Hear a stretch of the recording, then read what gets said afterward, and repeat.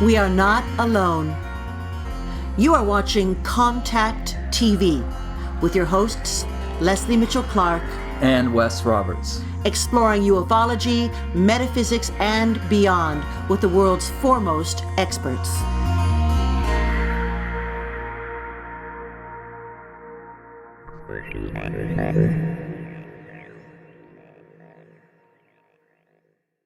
And hello, everyone. Good afternoon, good morning, good evening. We're happy that you tuned in, and welcome to another episode of Contact TV. And I'm Leslie Mitchell-Clark, and I'm joined, as always, by Wes Roberts. There's Wes. And we are really excited. I always love to have a new guest. Yes. And I feel very, very excited about the things we're going to talk about and wherever we may go. But it's my great pleasure to welcome to the show Jesse Sternberg. Now, Jesse does a lot of different things. He's a future Renaissance man. That's what I'm going to call him. And he is an animal communicator, he's a dog trainer, and he is the author and founder of an organization. He's the author of a book entitled Peaceful Alpha, and he is the founder of the Peaceful Alpha organization. And he's based in Toronto, Ontario, where we are as well, and has appeared on a number of wonderful programs, including Coast to Coast. And it's our great pleasure to welcome Jesse Sternberg to the show today. Hey, Jesse, how are you doing? Jesse.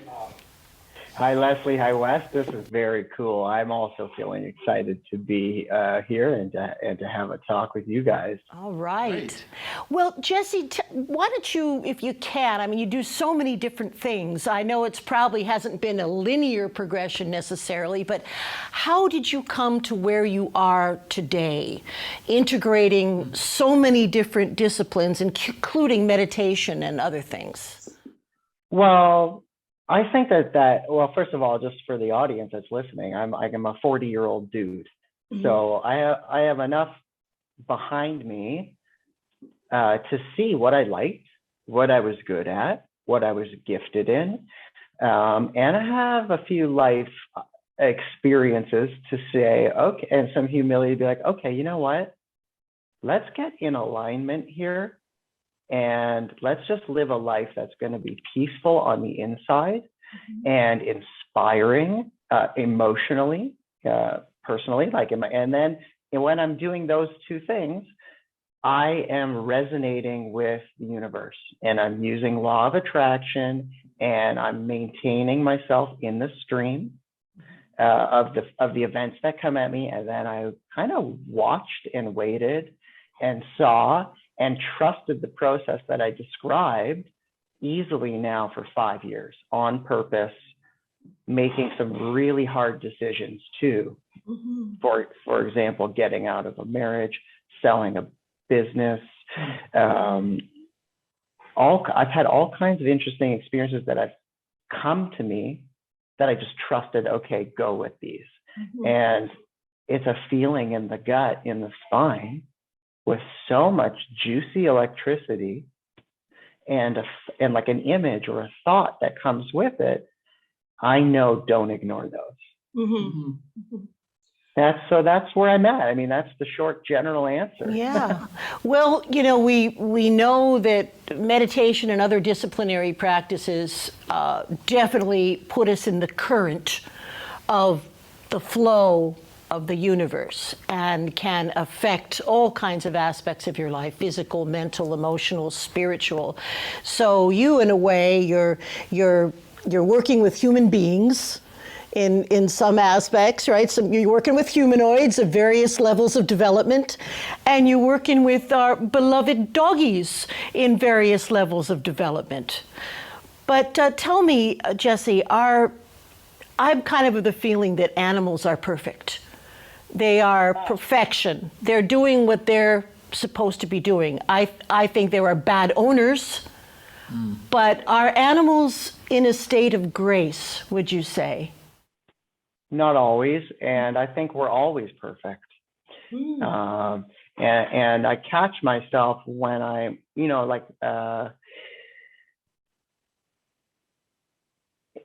order to get the kind of influence that I get from the dogs, I approach it with that perfection mindset, that they are nature and that they will blossom into that perfection. Human emotion is toxic at times, and anything in that toxic emotion can become negative and not perfect. You can get that, that's a dog could get mental illness, for example. Certainly. So that would be more of in an environmental situation. Well, okay, so we're getting right into it, right? We're getting right into like communicating with your pet. You are in a relationship with your pet, and it is the most intimate relationship that you don't even know you're in. Because usually you come home and that's the place where you turn off the presence. It's been on all day. It takes energy to be present. It takes energy to be, bringing your vibe to your environment. And when you come home, it's like, whew, okay, well, who's watching you from the second you walk in? And this is what's so cool about animals or mammals, non-humanoid mammals. They can sense your feelings. They sense one another's feelings. My opinion is that they hold a unity consciousness with their mammal group. And I don't know exactly like what that is, but I've experienced those consciousness states where it's like, okay, yeah, we're sharing a field of intelligence right now, and emotion is in that intelligence spectrum, okay? And so all animals can tell when our feelings change. And they can tell if it's pleasant, unpleasant, or flavor neutral. Okay.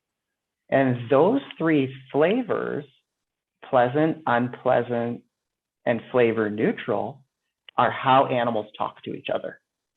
They have actions, gestures, they play the angles, and those actions create those feelings. And we do it too, and we do it without knowing we do it. And so let me give you an example. There's a line in nature, I call it the forbidden angle. And it's when two animals are kind of in a stare down. All right. I call that the forbidden angle when I'm teaching people how to train their dog. In other words, I'm saying that angle's forbidden, never make it. If you make it on purpose. When you make it the way a mammal would make it. The reason is simple. Think of a scenario in your life where a stranger is staring at you and you can feel it coming through the back of your head. So that angle on purpose, sustained, creates a vibration of contrast in who you're looking at. Now, what's really cool is when you study animals and their body language, you realize that, okay, let's talk about dogs. Let's just keep it about dogs. Dogs have this thing called calming signals. Okay? Calming signals. They're called calming signals. In fact, once you see, Turid Rugus is a funny name, but her name is Turid Rugus. She's European. She figured this stuff out, and there's like 15 actions, or I call them poker tells, because like, when you're at the poker table and somebody gets an emotion, they have a fidget. When your dog gets an emotion that is taking them from tranquil into flavor excitement or flavor afraid, sustaining those feelings, by the way, causes disease. And animals know that. So they want to release it. And when we have feelings that we don't like, we actually want to get rid of them as fast as possible. We have anxiety, we want to get rid of it. We have whatever we've got, we want to get rid of it. And the way we get rid of it, when we don't know that we've got that feeling, it's just unpleasant, we're multitasking, we want to get rid of it. In other words, we're unconscious. The unconscious pattern is to act it out. Okay. And so that's really important because dogs are conscious. So when we see our dogs doing behaviors, they're actually related to their feelings. Mm. And so my approach to dog training, I call it enlightened dog training. The full title of the book that I wrote is called Enlightened Dog Training, How to Be the Peaceful Alpha Your Dog Needs and Respects. I actually don't even like alpha anymore. I don't like that word anymore. 5 years ago when I was getting into it, I really loved it because the dogs gave me this role. Oh, yeah. I didn't, and the reason I don't like it now is because as an empath, I watch people who have toxic masculinity wounds, and the word alpha has just totally become toxic in the terms of See, yeah. in that vein. And so they're missing that it's peaceful hyphenated alpha. Yeah. Okay. Every group of mammals, there's a leader. And most of the time that leader is there because they're born to be it. There's nothing toxic about it. They want it. They love their herd. They have the gifts of seeing what's around them and protecting the territory. They have the instinct, the courage. What's cool about it, they have they respond to the feelings of the unity consciousness in such a way where they're attuned to the fearful and they make them feel safe and reassured. They're attuned to the bullies and they say, yo, bro, not here. Okay. So there's actually nothing toxic in that. It's almost like they feel compelled to act on behalf of the unity consciousness. Okay. To do what? To harmonize the feelings back into flavor neutral. Okay. That's the whole book. That's where it came from. It came from this wisdom of my own feeling. It came from an insatiable knowledge of spiritual and esoteric knowledge because I was going through awakening. Side story. I was having this awakening, which was, for example, flooding me with so much white light and sound that I didn't know what to make of it. That I would just want to study, well, what the heck was that? And so I was spending 10,000 hours looking after 40 to 50 dogs in my business, which was a dog daycare, dog grooming center, 7 days a week, studying meditation, studying the esoterics, really resonating and connecting with the animals. And so I learned this from them. A lot of these techniques I learned by just being in tune with them and kind of nothing else. Yeah. Jesse, do you? I'll have a little story I want to tell you after this. But do you communicate with animals and doggies? Do you communicate visually? Is that how you? No, not at all. Oh yeah, it's actually what I do is so simple and so real, so not woo-woo, that I teach people how to do it because what we don't realize is that I've already touched on this, okay? Actions create emotions. And so I've mastered my emotions from the perspective of a peaceful mammal. When I come into a new room as somebody's guest and they have a dog, I'm pausing at the entranceway and I'm going into a 45-degree angle off and to the side. In other words, I'm saying I acknowledge that you're here. I'm coming in peacefully like a mensch. I'm not coming in and threatening you. And I'm demonstrating my understanding of that line, that forbidden angle. Okay? Okay. And so already that's a communication point. Does that make sense? Makes total sense. Yeah. And as a smart mammal walking into a room with a wild dog, see how I'm just trying to talk in a funny way so it explains how I think and how an animal would think, because when we understand more of their consciousness. And when we work on ourselves, just to flip that switch on in ourselves, it's impossible to not become better at communicating with your body language. Mhm.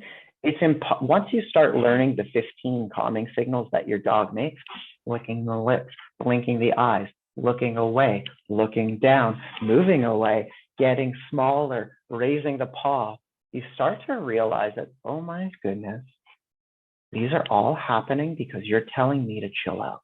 Mhm. You're doing a dance around this line. Mhm. Now, guess what? From your dog's perspective, that line is never not there. Yeah. Interesting. So you start to tune into information about how your dog is feeling, because you realize your dog's never not making an action on purpose. Never not making an action on purpose. It's just like, okay, so the language that animals use to talk. So that's why you ever see like a group of cows, you're driving on the highway and they're just standing there. None of them are staring at each other. Right. They're almost in a mob herd cluster where they're sharing eye angles. Mhm. And if I could describe what feeling they're in, and you're familiar with Zen states, samadhi, they are feeling the breath, they're feeling the wind, they're feeling the stillness, they're feeling the earth. They're feeling 6 cows over, the guy gets a ripple, and they all look over, and they realize it's just a crow flying by, and then they all do their calming signals. Mhm. And then they go back into tranquility. So it's always happening. Yeah. Interesting, right? That is fascinating. Well, I'll just say this last pitch. What people do as a dog trainer is we don't honor that that's a real thing. And we do everything we do from the framework of that body language does the opposite of what we want it to do. It makes the dogs too excited, too scared. It dilutes our natural leadership authority, and just, your dog should know you as a friend, as a teacher, and as the boss. Mhm. And you flip through which hat you turn on in which moment that's appropriate. Mhm. Sorry. Wow. Well, I was just going to, not being an expert, just being kind of, intuitive and doing my thing. I have often communicated with my dogs and cats by sending visual pictures, and they send them back to me. For instance, my doggy now, who is a rescue, he blew out his little ACL tendon and has to have some knee surgery, and yet, it's been controlled with anti-inflammatory and pain meds. So I said I wanted to know, like, should we really? He's almost 10. Should we really go put him through this? Is this something that he would want? So I sent him pictures of his vet and everyone loving him and kissing him and going to sleep and then waking up with the knee fixed. And I wanted to know if he wanted that. So I clearly got a picture of him running like the wind in a big, beautiful field, which is something he can't do right now. So I feel like he got me and said, yes, I understand that I'll be better after this. I'll be restored. I'll be able to run. Now, maybe it was my wishful thinking, but it was very clear. I love that. And you want to know what else you did when you did do that? Is you kept your vibe peaceful Yes. and loving. You made an action because you made an action to influence your emotional field. Okay. And whether your dog feels that or doesn't feel that, or knows that or doesn't know that, it's hard to know, right? Mhm. But when you shift out of feeling stressed or worried, okay. Mhm. Okay, let's get into this. Our dogs don't know what we're thinking. Mhm. They are pure present moment, moment to moment to moment to moment to moment unity consciousness. They don't have a me, myself, I. Mhm. They don't have an ego. They are not even connected to man-made linear time. Mhm. Right. They're connected to what's real. Okay, and what's real from a pure consciousness, 100% of your essence as consciousness, what's real right now in the third dimension is whatever's happening here. right now. Mhm. Okay, so as the mammal leader, which they see you as, your feeling canvas is calm, neutral, calm, neutral, calm, neutral. Then your thought pattern goes, oh, your poor leg. And then you can't help it, but you start worrying about future thoughts, future situation. Oh, he's not going to be able to run. He's not going to be able to do this. So if you were to map your feelings on a graph, they're calm, neutral, and then they go into stressed. Mhm. Well, when the leader shifts from calm, neutral into stressed, who cares why? Mhm. The herd goes, okay, let's be on alert. Right? And so when you shift into heart coherence, divine vibration, love vibration, doesn't care what's happening. They go, oh, great. Okay. Oh, great. Mhm. And that's a thing. Yeah. Being connected, being an intuitive, that's what you're connecting. That's the field of information I believe that I'm connecting through when I do it. Mhm. That's my dominant sense. Mhm. Mhm. And Jesse, why do you think, and I know that this is, why do doggies and humans have such an incredibly tight bond? Is it the long thousands and thousands of millennia that we've been together, or is it a spiritual connection? I think all doggies go to heaven. I have had visions where, when my late brother appears to me, he's always got doggies with him. All of his Doggies doggies. with him. He's got doggies with him. Well, my observation is that they make us feel love. Mhm. You can be the coldest man to the whole world and never let love in. And you can let the love of your dog in. Mhm. So true. I think that's what it is. Mhm. And why do they love us so much? I don't know. I think that's the feeling of nature. And I think that's the brilliance of how nature is organic. And you get like a group of human mammals 10,000, 20,000 years ago. And then you get this creature. See, nature, it's not just dogs that can be domesticated. Dogs are domesticated over tens of thousands of years of genetics. Mhm. Squirrels aren't. No. But boy, do I have a vision of living in a cool little forest in the future. And I'm immersed with the natural kingdom, and it's becoming domesticated, and I'm becoming forestated. And we are, and what's underneath it all? Just love. Mhm. Mhm. Go ahead. I'd love to ask you something you spoke about earlier, because it perplexes me. Humans don't always have a good ability to enter a state of commune. But from what you're saying, dogs and other creatures are in that state permanently. And we're trying to get there. We struggle to get there. Would you say that's accurate? I think you nailed it. And what is the there? Right. What is the there? Is a clear distinction. Heart state, ego state. Coming at it from the ego, coming at it from the heart. Mhm. Mhm. When ego's flipped on, there's absolutely no way that we can be in a coherent, attuned. We're not attuned to it. First you get peaceful. So what's the formula, right? How do you grow your talent? How do you grow your presence?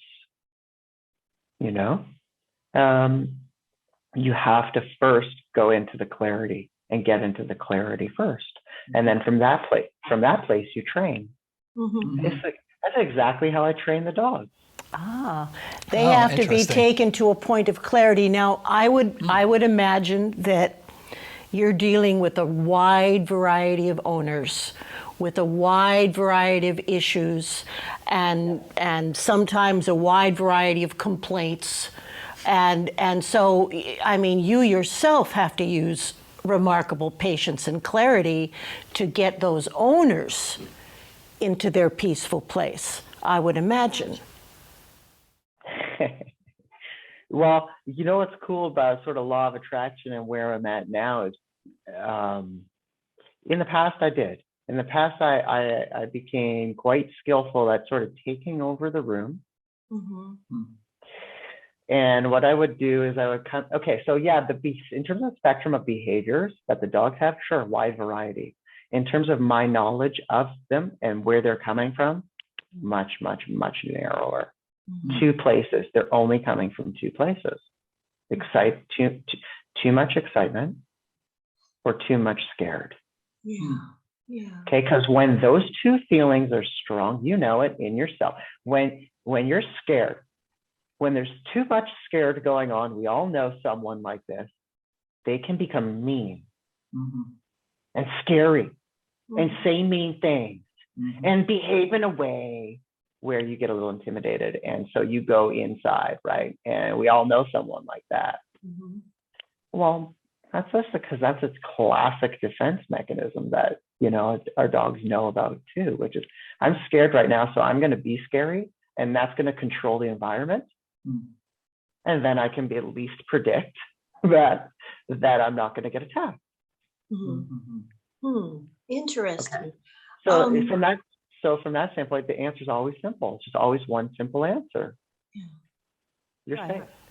Well, they're not coming from it from a left brain point of view, as you said. The analytical brain is different for animals. It's more about survival. And you talked about how, you know, the so-called alpha dog has to be hypervigilant. And that's a thing. It's not a hypervigilant. Actually, it is no stress in it at all.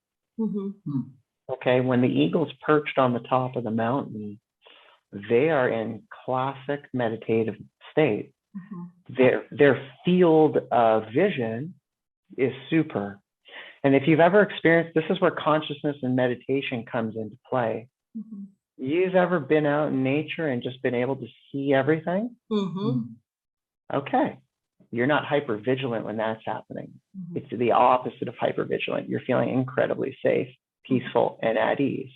Okay, well, now we're starting to get into some mammal-based emotional intelligence types of moves, okay? It is advantageous to stay in that state of consciousness as you flow through your territory, okay? And so what would take you out of that? Things that would scare you, things that would excite you, okay? And so now what we're talking about, isn't this like it's not rocket science, but it is, okay? And by the way, we're not coming at it from right brain or left brain. We're coming at it from supreme consciousness coherence. Okay. Because when the leader can flow, okay, so simple. You want to always maintain an angle where you can see maximum vision. Okay, listen, if your spirit animal should be the watcher. You should be able to do that because when you do that, you actually end up carrying yourself with a certain style of body language. There's an aware, what is this person attuned to? What are they aware of? And now there's some basic like strategies. Yeah. You know, assess out the space first before you walk in blind and vulnerable from the flank. It's almost like from the back. broadband. It's almost like broadband. Yeah. We have narrow-mindedness, and it's almost like broadband. It's almost like that see more of what's to see. And I think also, you know, what you're talking about, maybe we could call it also peaceful awareness or relaxed awareness. Rather. I love that. Exactly. That's where we try to go with people in the hypnotic state. We try to achieve a place of relaxed awareness. So that's what I would do is I would come into people's homes and I would begin the hypnotic process. Now, what's cool, and I steal this from the dogs, okay? If you tie a dog if a dog is tied to like the post outside Starbucks, it's in you tie 100 dogs up to that post, okay? And you do an experiment. There's only 4 positions that they're going to take. Okay. The first one is standing with tension in the rope. Okay. And when they're doing that, their mind, they're fighting it. Mhm. Okay. What feeling is happening there? Anxious, scared, or excited. Mhm. Same behaviors. Trying to get rid of it. Okay. All 100, you watch all 100 of them, the really untrained, untamed, toxic dogs are going to take a long time before they shift into stage 2. The dogs that just have some wisdom or some class or some well-tempered genetics, they're going to go right into stage 4, which is lay down, put their chin on the ground, and be at ease. Mhm. Okay, so what are the stages in between? Standing into sitting, sitting into laying down, and laying down into chin down. And this has a name. I call it the sequence of surrendering. Every mammal knows how to do this. A group of cows will do that. They walk from place A to place B. They get to place B. Slowly, they start making their way into laying down, chin down. Mhm. Isn't it interesting? As an electromagnetic being, they're laying on the surface of the earth and they're putting maximum surface area on that.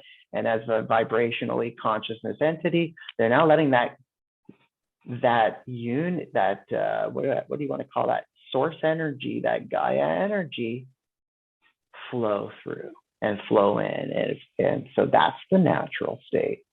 And when they're in that state, they're in that broadband. Mhm. They're in the broadband. They're in the broadband.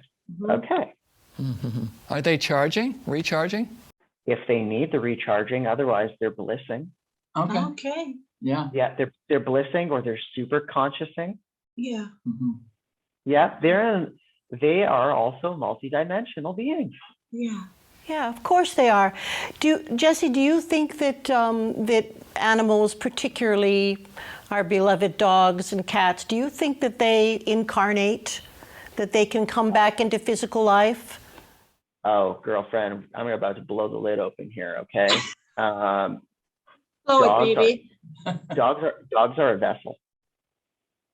Dogs are a vessel for conscious energy, and conscious energy can be light or dark or neutral. Okay, so sure, I believe you can come back as so-and-so's dog. Mhm. Sure, I believe that higher level dark beings have used dogs to hijack a human soul. Oh yeah, no kidding. Absolutely. You can even smell it when you walk by Yes, them. you can. Yeah. Isn't that crazy? Okay, and A psychic stench. A psychic stench.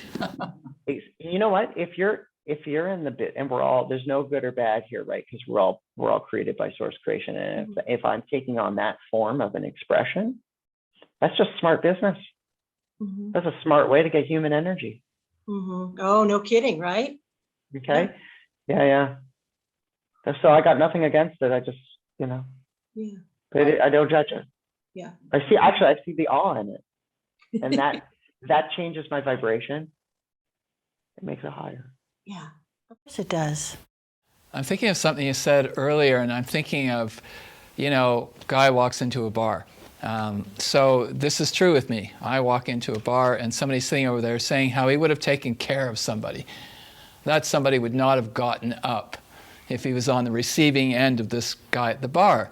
This is not programming, which is what I'm getting from you, and it might be incorrect. Programming to be the alpha, the leader. This is not programming. This is communication Mhm. with etiquette. Mhm. Wait, what kind of etiquette? Unity conscious emotional tranquility etiquette. Okay. And so the rule, if we're all aware, when you're aware that you're a leaf on the tree and all the other people are leaves on the same tree, you don't really want to disturb anyone's peace. Mhm.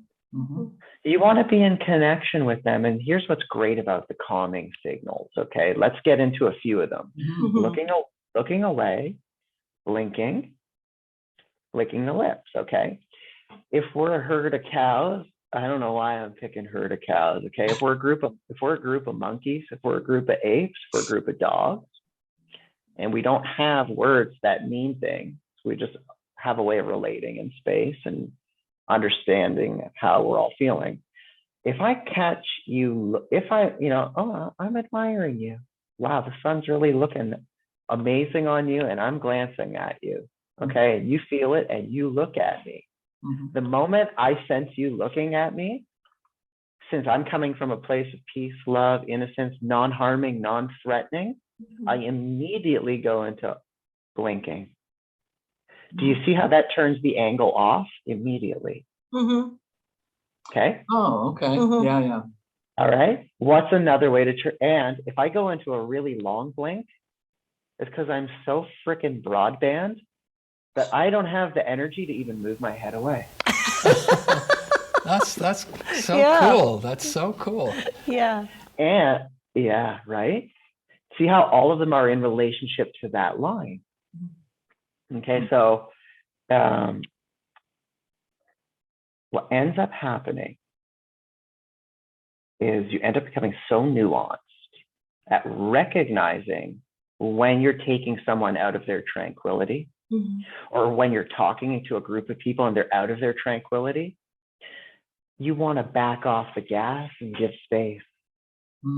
Let them get back in. And so that what I just did would have been a calming signal. Right. Would have been considered by an animal a calming signal. Make sense? Now, Yes. similarly, you are touching my shoe right now.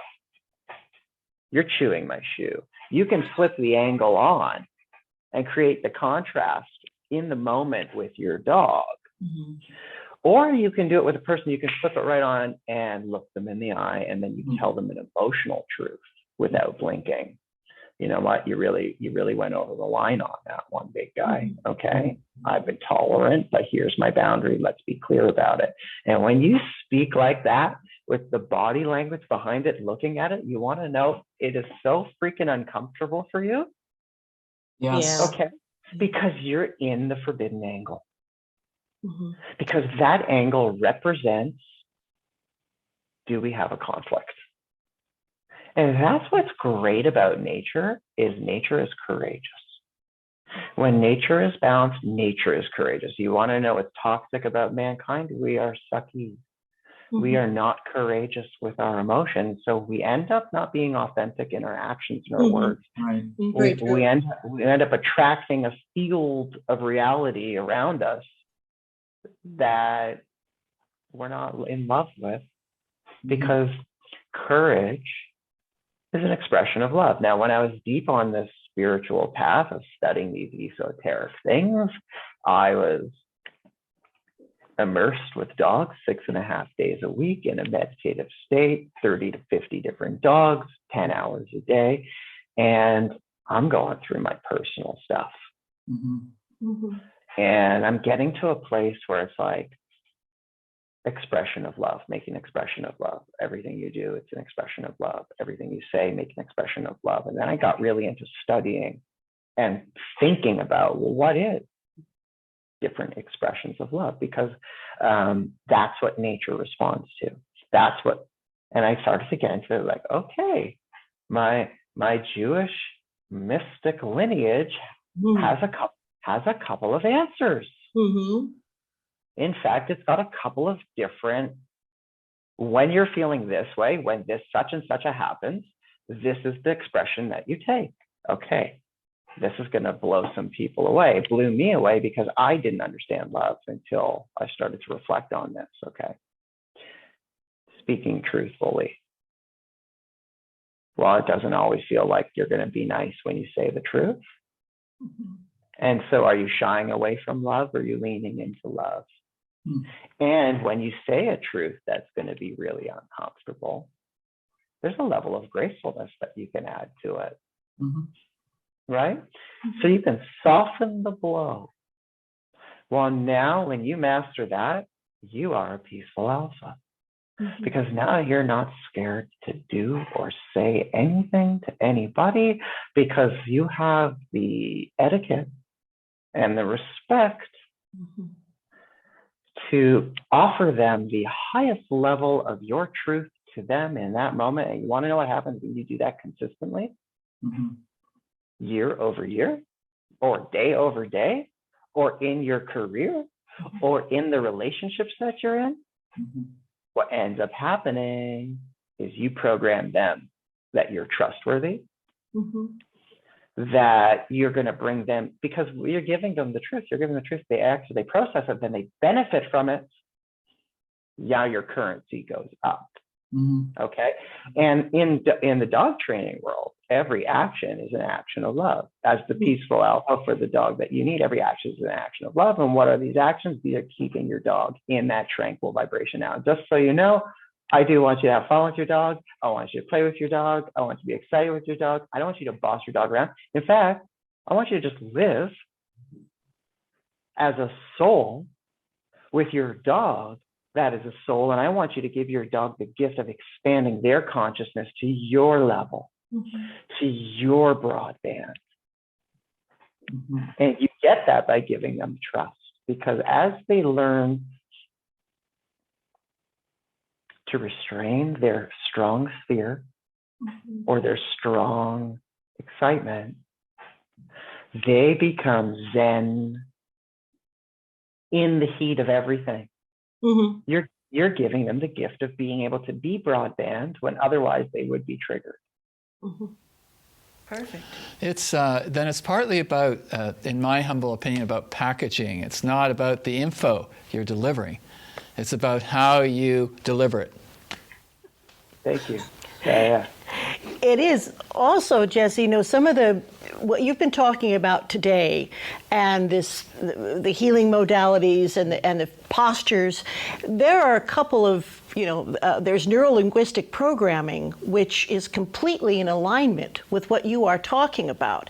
Yes, it's designed for the signals that we give to other human beings, but again, they're limited to like 4 or 5 different things. But part of the study of that is the study of communication about what that means. What is a threatening posture, if you will? And we all have the ability to not even need the study to know that. If you're living, my world is this world. My world is like I'm somewhere on the spectrum, and I can feel stuff. And I've been through the dark night. I've been so depressed. I've been suicidal. I have been so aware of these pains, these like the depression and a back pain and a sciatica and these human conditions that show up to teach us something that I don't need a test to tell me about these body language things. They are real. Maybe that's where I am coming from. Is I'm coming from a place of, okay, that's how the universe is using me. It's saying, something, package it up in a sexy way, because all I'm teaching here is mindfulness. And I definitely don't want to call it mindfulness. But yes, it's a type of mindfulness. When people see me do what I'm talking about with a dog, they see a connection happening with a dog, and they see the dog relating to me with calmness, with confidence, with intuition, they can get a little jealous because it's curling into me and being calm and looking to me for leadership. Okay, well, nothing really happened other than that I earned its trust. And I spoke a few truths to it. And it benefited from it. I am really good at that, but I'm not a classically trained dog trainer. I'm not a professionally trained dog trainer. I'm not the best dog trainer on the planet, but what I am really passionate about is expanding human consciousness. Which you are doing which I'm doing by doing this. Doing this work. You're getting to the people who might, in other cases, be resistant. to these kinds of ideas, but they're kind of coming in a way that they can accept, right? It's a soft sell. It's a better soft than sell, that. yeah. It's better than that because they're like, wow, you know what? I want to talk to my dog. I want to know what my dog's thinking. Everyone with a pet wants to know what their dog is thinking. They all think they know what they're thinking. They all want to talk to their dog. So I offer them this tangible, simple body language way. And just because they get into that and they can see I teach them something really simple, like, hey, take a hot dog and put it on the floor and go into the asset claiming body language and create the contrast and watch how your dog goes through the 4 stages of the sequence of surrender, lays on the chin, and watch how it looks at you. And you have a oh my God experience in real time. And you've had this dog for 8 years and you never saw it. Well, now you start to unlock some things and you go, wow, okay, cool. There's a level here that I'm not playing at and my dog's playing at, and I can meet them at their level. Okay, and then they slowly get sucked into, okay, yeah, that's what the whole book is about, actually. The whole book is, the book is actually these case studies. Each chapter is a case study with quote unquote real people with real dogs, but it's just, it's like the human condition and the traditional dog situation. And they learn, it's an easy way to learn and see a simple fix and see, okay, oh yeah, the forbidden angle, it's straight line, it makes it scared. So if I'm walking my dog along a sidewalk, that's a straight line. And if something's coming at us, that's going to make it scary. So of course you're going to want to get out ahead of it and scare them so they don't scare you. But in nature, when you see a straight line and you go into that curve around, because the curve is a fluid calming signal, oh my goodness, my dog Jesse, my dog doesn't care anymore. What? That's weird. No, you understand. Now you're starting to understand how your dog thinks, and to understand how your dog thinks, you have to start getting attuned. Yeah. And so it can't help but expand your consciousness. Well, you're raising everybody's consciousness at this point, the This is not dogs just about dogs. and their owners and Yeah. the people that are so good. tangentially attached. Jesse, tell us a little bit more about yourself. You're really a remarkable person with all of not only with these, revolutionary, strong but simple ideas that people have forgotten about. I'll share something crazy because it looks like I have my shit together and it looks like I know all this stuff, but the path here was really hard and really painful for me. I woke up 5 years ago and I realized I had this business, I had all these employees, I had this marriage, I had success, and all of a sudden my health deteriorated. I got sciatica in my hip, I lost 30 pounds, I got depressed, my back started hurting, and I couldn't understand what I was doing wrong. I just couldn't see it. My health was going so down over a 2-year period. And I remember I've been meditating already now 12 years. So it's like, isn't that like, aren't I supposed to be good at that? I was getting closer and closer and closer to seeing the traumas that I had buried, but I still hadn't seen them. And so, I saw surgeons, I saw chiros, I saw physiotherapists, I saw masseuse. I spent $5,000 one month making my back worse. And then I thought, then for the first time as an adult, I cried.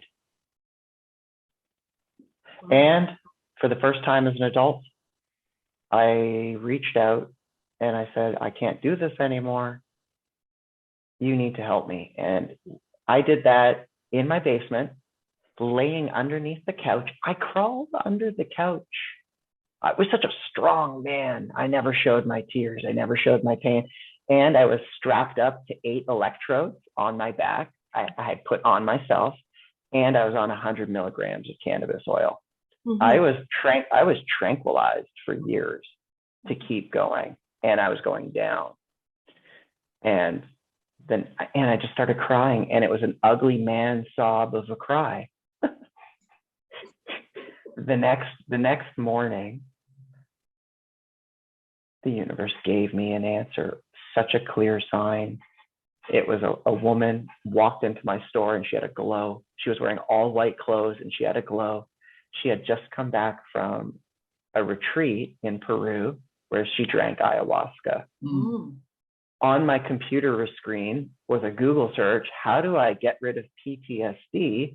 And the result was ayahuasca. And she's there, and she's in, and I'm reading that. And I said, okay, I know when you're trying to tell me something. I got to go there. I did no research on ayahuasca. And I went and I drank it 18 times in 18 months because all I knew is it was working. I had no clue that I was fast forwarding light years in my consciousness development. And during that time, I met aliens. I met the angel of death, not on drugs. Like, it just cracks a portal open. Mhm. I time traveled. I went through psychosis. Actually, that's what I think psychosis is. It's where a human starts becoming aware of the paranormal, but they're led to believe that they are crazy because it's not there. Mhm. Okay, and that can make you crazy, right? From there, with love, I stepped out of a marriage, paid it forward. I found a buyer for my business, and I slid out with ease. Mhm. And I told my kids I love them, but I need to take a minute and get healthy because my heart is black. It's sad, and I don't know what to do.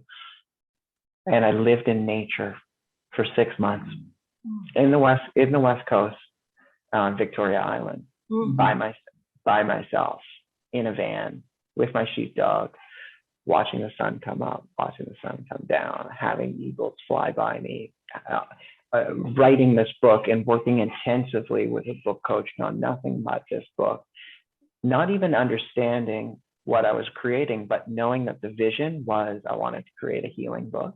Mhm. I wanted it to be transformational for people. And I knew I needed to do it threading backwards with what I knew how to do, which was meditation and dogs. You know how to set up a part 2. There's going to have to be a part two. There's going to have to be a part 2. That's tremendous. Right? Thank you. Oh, Okay. Jesse. So we need to ask some questions. Oh, yes, we just need to know now, where can people get your book? And if they want to reach out to you with regards to either hypnosis or dog training, how is the best way to reach you, Jesse? Oh, cool. Okay, appreciate that. So my website has everything that I'm about to talk about on my website, my contact, my cell phone, my email. It's peacefulalpha.com. My book is available on Amazon, at Chapters in Indigo, online, Books A Million. And I don't know when we're going live here, but on May 7th, if you're in Toronto, Chapters in Indigo at Yonge and Eglinton, I'm going to be signing my book there. That's it. I live Close, at Yonge very and close. I live at Yonge and Eglinton. Yeah. There we go, right? How cool is that? Jason, We will absolutely put that up on the information, and so keep going. yeah. And what else is going on? So And please search me on Facebook, yeah. Jesse Sternberg, and be my friend, and I'll be your friend. Oh, Jesse, thank you so much for joining us today. It was just such a blessing to have you come here, and I can't wait to see my doggie, I'll tell you that. I'm just going to be emanating that green heart chakra out as far as I can. But bless your heart. Thank you for all that you do, and please promise to come back for part 2. I promise. It's already written. All right. We'll see you May 7th, if not before. Cool. And? Totally. Take care. The closing? Thank you for And- having me. Our You're pleasure. welcome. And remember, Jesse, as we always say, we are not alone. No, We're not. Thank you, Jesse. Bless Thanks, you. Jesse. Take care.